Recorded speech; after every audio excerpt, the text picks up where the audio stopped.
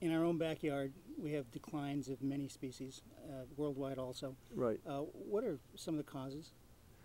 Well, the biggest cause, you know, we talk about ozone, we talk about Democrats, Republicans, everybody being the problem. You know what the problem is? It's you and me. It's everybody themselves the problem. And yet, it's so simple. I'm not bragging because I didn't figure it out. This was told to me by a buddy of mine 2 years ago, and I'm sure everyone's figured it out maybe 20 years ago. The baby boomers, which I'm a part of, did more damage to the planet than any previous generation on Earth, period.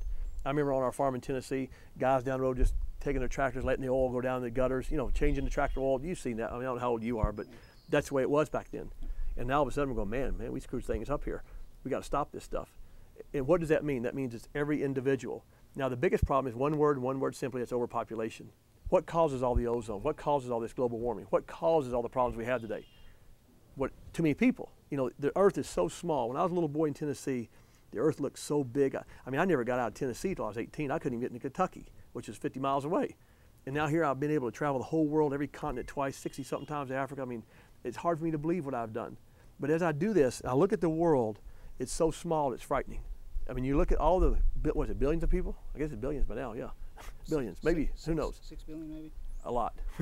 And you look at the earth, and you see what I've seen, and you see that people say, where's the wildest place you go, Jack? And they say, oh, it's Africa. It's not Africa. Because you know, Africa right now is all national parks. It's like the Great Smokies, Yellowstone Glacier. Africa's all made of national parks. The only two wild places left are Antarctica and the Amazon jungle, and maybe the North Pole.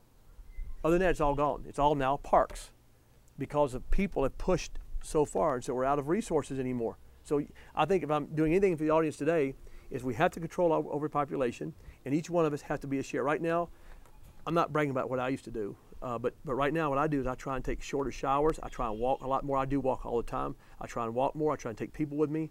I do everything I can do right now my own little way. You know, I can't, and I've tried to tell people that, but unless everybody just does, can you imagine every newspaper in the country on a Sunday in the United States of America, if every newspaper in this country was recycled, we would save 2,000 acres of forest, 2,000 acres every single Sunday if it was recycled, all your newspapers. I'm talking just Sunday alone.